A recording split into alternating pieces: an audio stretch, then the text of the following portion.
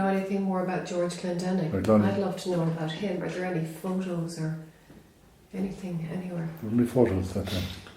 Or paintings or portraits? Any portraits of him around, no? Not that I know of. Or of John Gibbons? Not that I know. I just don't know.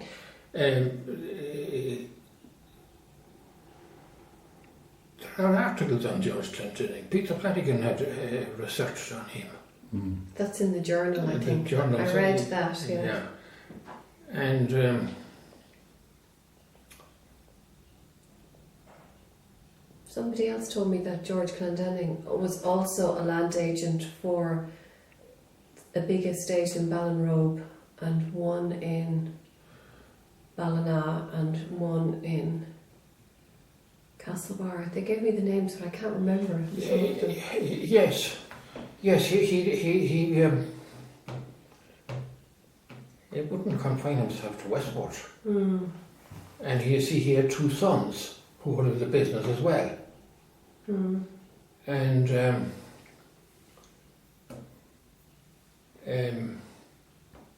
what was the role of the agent?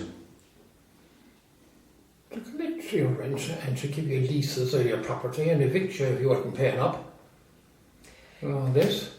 He was supposed to be a very nice man, because I was reading that he, if people couldn't afford to keep their children when they'd have the babies, they'd leave them on the doorstep at Grove House, and he'd take them in and get them. Yeah, and he'd get them put into a family or given to people who wanted them, which was interesting. That's possible. Yeah, and he was also a judge in the courts here. He was. Yeah. He was. There was a proposal to put a portrait of him in the courthouse, on the wall behind the judge's back. And I think there was some technical reasons it couldn't be done. And did they have one to put up? Well, it's mentioned in the paper. Yes. And how long ago was that? Oh, that would be in the 1840s. 1840s. Yes, see. Yes, see. So there has to be one somewhere. He's buried in a wall. You want a ladder to get into it. It's a big wall around about it, but it's a big chamber about the size of this room. I was in a few years ago. We cleaned up that place one time, and That's the vault, is it? Has he got a vault? Somebody has a vault out there. no, he don't. There is vaults out. That Livingstone has the vault, have they? No, he's not a vault. No, not the vault. No, and the daughter and all. There's mention of it, and there's mention of the daughter that in O'Donovan's book Survey Letters, or Donovan's book of place names, about Monument Hill, how O'Donovan was attached to the survey team to deal with names of places. And he gives the name of that, and it was so called after a monument to a girl killed by a horse. Doesn't say kicked by the horse or fell off the horse or what. A horse in such and such a year. No, that's all in an official report. They get that down in the library. Now,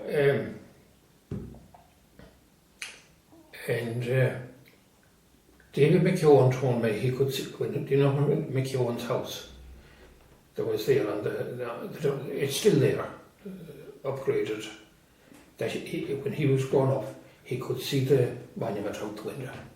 All right, yeah. It's the other side of the road. So it could be still up there someday. It's probably built in stones or something up there. Yeah. There, and Johnny Malloy remembered it. Yeah. Yes. Maybe worth a stroll up there someday. Would that be up on the Greenway now? No. Well, up where Monument View is now, not in that area. Oh, okay. You can just face the house, and the hill was in front of the house. Yeah. But somebody said there was no road there, no Mill Street there that time when that house was built. That's why it's facing up the hill. Yeah, that's possible that Mill Street wasn't there, or that it went around by the other side of the house. Yeah, okay. And there's a painting down in Westport House where they just have that building and 2 or 3 more, that's it. And then the hill. And the McConnor ones, is it? Yeah. Yeah. John O'Connor, isn't it? The artist. Well, there wouldn't be houses in it in 1775 or 1780, you see. It was also, you see, it also took in down to where you were, and down to the river. His land would have Yes. the site would have, yeah. Yeah, it took down to the river, up to the Key Rebel Lane, we call it today. You see, that was all his block.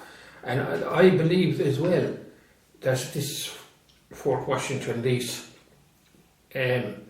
included some of the land over where the Midtimes Hotel is now, and all over there. You see. So then there probably are tunnels going down too, because there's a tunnel there that, well, there's a marking on the report we have to say that they think there's a tunnel in it if we break it out that goes down towards Westport House, underground. But then maybe that was the original street level of the town. Because you know there's all tunnels underneath the houses in Castlebar Street. There is. There's a lot of there were cellars there in Castlebar Street, and front gardens and all that. Higgins' house there, they were down under that. They are next to Dunn Stores now. Yeah. Yes. And Newman's pub had a garden in front of it, I believe, way back. That's the spinning wheel now. And all along there. But again, I think there was a lot of adjustments made to the levels of the street along there. There's some suggestion that the river came out along there where the courthouses or the cigar school and down that way to O'Donnell's shoe shop around there. Okay. Rather than the present route, I don't know. I just don't know. But this pattern, apparently they had the bank and the ground at the rear of the bank. He also provided the Presbyterian church that was the door office in my young days, right at the back of the first house at the back of the courthouse. Yeah. It's now a private house. Kid Kelly's house was the clergyman at the manse. It's shown on the maps. And where the Sacred Heart School is. All that went with this piece of land that Patton had. From the Bank of Ireland. From the Bank of Ireland. Back, yes. Back straight out, I suppose out to Rice College, I don't know. So that Presbyterian church was Corcoran's house, is it? Or Corcoran's house, is it? Corcoran's house there now, yes. Yeah. Yes. Yeah. And Clendenning, he was an agent, was he, for Lord Sligo? Well, Clendenning's father was the first Church of Ireland rector in Westport. Okay. And he has the #1 lease after the 1767 advertisement for the town, this new town of Westport. One fellow done a thesis on the build-up of the titles in the National Archives. And #1, which I gather is Dunning's, that was the Reverend Clendenning. That was his house or his property? His house. His he house. leased that. And as young James Kelly points out to us, he had the laneway down to the church. From the back there. Church lane. There was a proper lane, no, there's a laneway there. There was a laneway still? In Dunning's, at the back. Really? Down. Oh, yeah. Down to the cinema, yeah. Yeah, they say that was the route down. Oh, okay. Down to the church. Down to the church, you see, it was all nicely planned.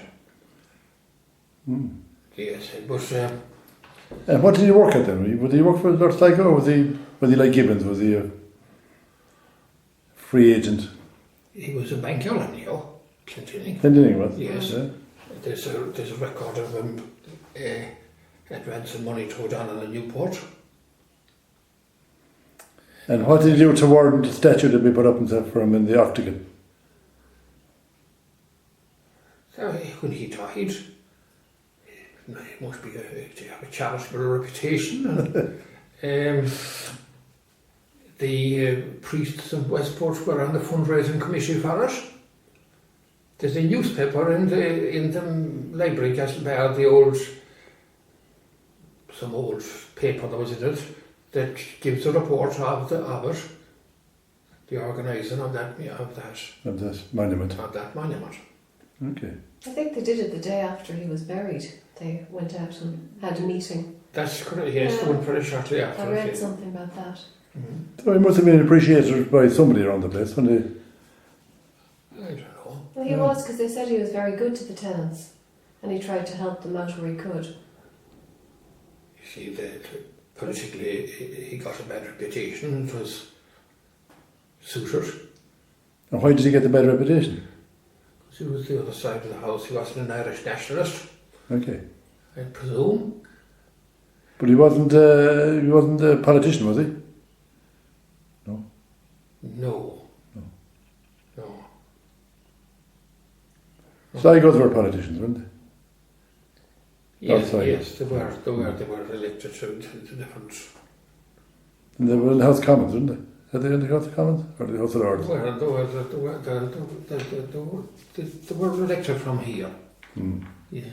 One of George Clendenning's daughters married a lord in London. I think he was part of Parliament or something. I know I read something about that, but there was only a line or two, so I wasn't sure. You know that now. Because we actually spoke in, his wife's name was Clark, and we never could say who she was. Couldn't identify her.